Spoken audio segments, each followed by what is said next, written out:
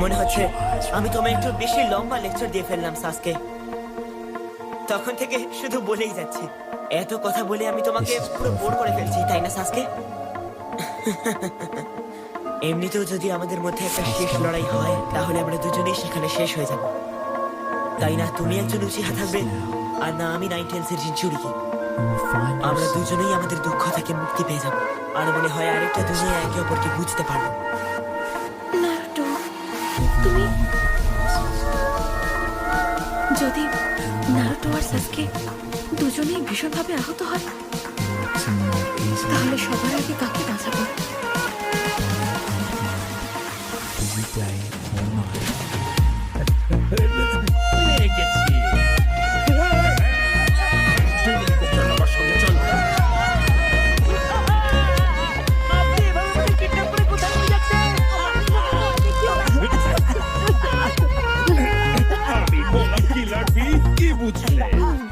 এই প্রোডাক্টটা বেশ ভালো। তো ব্যাপারটা কি?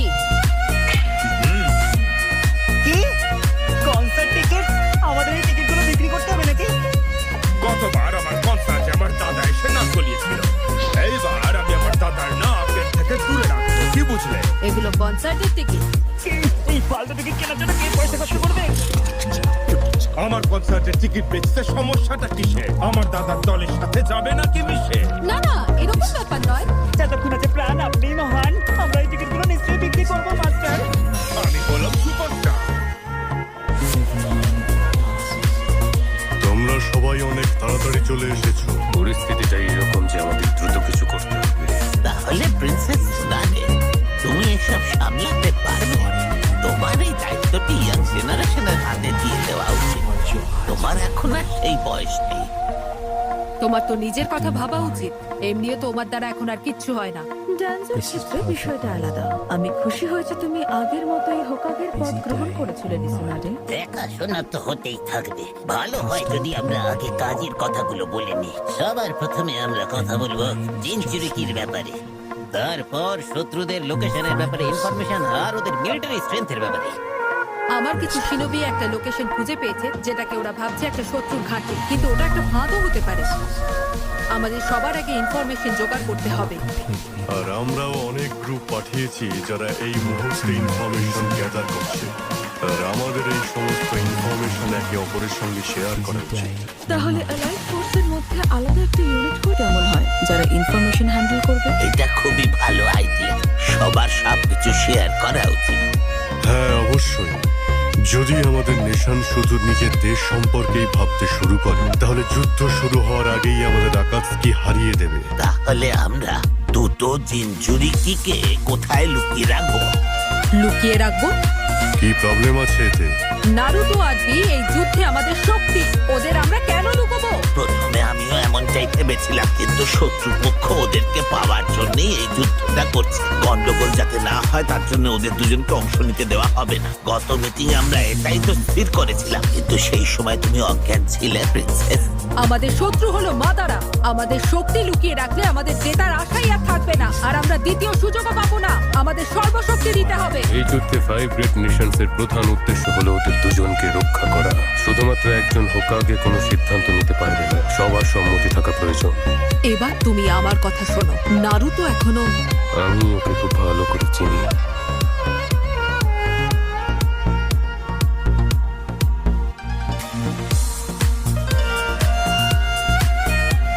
তুমি তো আমাদের পুরো টেনশনে ফেলে দিয়েছিলে।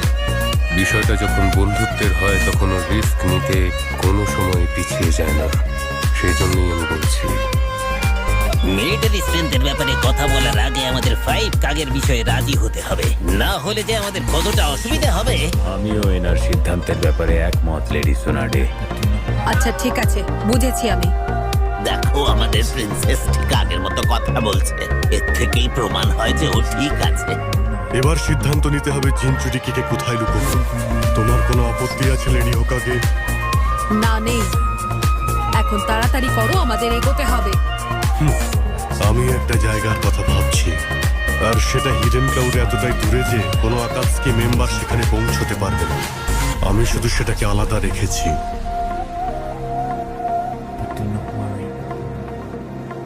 আমাকে বলো তুমি একা কেন দেখা করতে চাইলে? কারণ আমার একটা ফেভার চাই। একটা ফেভার?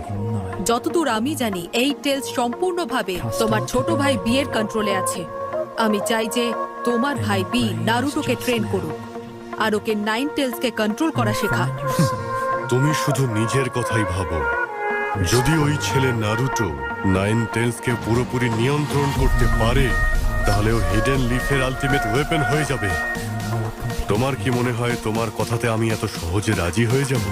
আমি জানি তুমি কি বিষয় চিন্তা করছো, কিন্তু এই সময়টা আমাদের নিজেদের মধ্যে ঝগড়া করার সময় নয়। আমাদের যুদ্ধ মাদারা উচিহার সঙ্গে।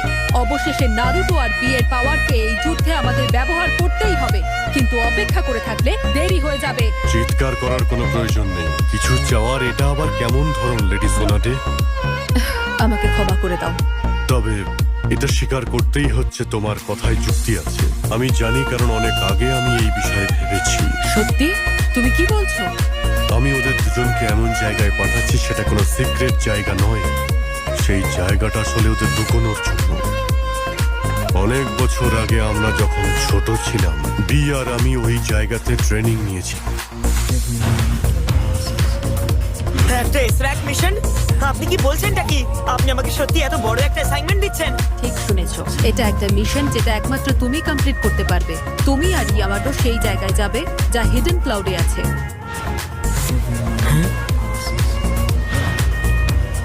তার মানে কি ওখানেই আছে সেই রিসর্ট? গ্রেট লর্ড এন্টারের ভবিষ্যৎবাণী ঠিকই ছিল। মনে হচ্ছে এই সেই জায়গা যা উনি দেখেছিলেন। তার মানে আপনি বলতে চাইছেন যে আমি ওই আইল্যান্ডটাতে ওই অক্টোপাসটার সঙ্গে দেখা করতে চলেছি? সত্যি বলতে আমার একটু হলেও খারাপ লাগছে, কারণ সবাই এতটা বিজি আর আমাকে গিয়ে একটা রিসর্টে এখন চিল করতে হবে। কথা বলা একটা মিশনে যেতে চলেছো। আমি তো মজা করছিলাম গ্র্যানি, আপনি তো দেখছি রেগে লাল হয়ে গেলেন। কিন্তু প্রফেসরের কথা অনুযায়ী যদি আমি ওই আইল্যান্ডটাতে সত্যি যাই, তাহলে সেই কথাটাও কি সত্যি হবে যে সাসকের সঙ্গে আমার লড়াই হতে চলেছে, যেমনটা লর্ড এল্ডার বললেন আমাকে? আমি সেই সত্যিটার ব্যাপারে জানি না নারুটো। হ্যাঁ, কিন্তু এটুকু অবশ্যই জানি যে যুদ্ধ হতে চলেছে। সেই জন্য এটা এস র্যাঙ্ক মিশন। যখন তুমি ওখানে পৌঁছবে, ইয়ামাটোর অর্ডার ফলো করবে। ওকে, আমি বুঝতে পেরেছি। আমরা অবশ্যই সফল হব গ্র্যানি, আমাকে আপনি বিশ্বাস করুন। চলো কিলার বি গিয়ে গাওয়া যাক গান। মেয়েরা আবার সেই শুনে না হয়ে যায় অজ্ঞান। কোথায়? কি দাদা, আরেকটু হলে আমার হার্ট ফেল হয়ে যাচ্ছিল। তোমাকে একটা মিশনে যেতে হবে, আর তাও সেটা এক্ষুনি। কি বললে? আরে এটা কি পরে আছো তুমি? হাতটা পুরোই মিশিয়ে দিলে। এক্ষুনি চলো, তাড়াতাড়ি। দাদা, আমার কনসার্ট আছে 3 দিন পরে। এইভাবে তুমি আমায় নিয়ে যেও না ধরে। এত কম সময় আমরা এতগুলো টিকিট কি করে বিক্রি করব? যদি আমরা এটা না বিক্রি করি তাহলে উনি রাগারাগি করবেন। ইডিয়েট, অকর্মের ঢাকা, তোমাদের দ্বারা কিচ্ছু হবে না। তারপর জানো কি হবে? আমাদের দুজনকে চেয়ারের মধ্যে বেঁধে দেবে, আর মাস্টার আমাদের সারেগামা শুনিয়ে আমাদের পাধানিসা বের করে দেবে। না, এইসব ভেবে আমার কানটা কিরকম ব্যথা করছে। তাহলে আর কোনো উপায় নেই, আমাদের এই টিকিটগুলো বিক্রি করতেই হবে। হ্যাঁ, কিন্তু যদি আমরা সব বিক্রি করতে পারি তাহলে ওনার মনটা গার্ডেন গার্ডেন হয়ে যাবে। তারপর উনি আমাদের ফ্রন্ট সিটে বসে আমাদের মনের মতো টর্চার করবেন। একদিকে ব্যথা, একদিকে কষ্ট, আমাদেরকে বসে উনি করে দেবেন আমাদের জীবন নষ্ট। তাহলে এই টিকিটগুলো বিক্রি করতে হবে নাকি হবে না? আরে আমি কি করে জানবো?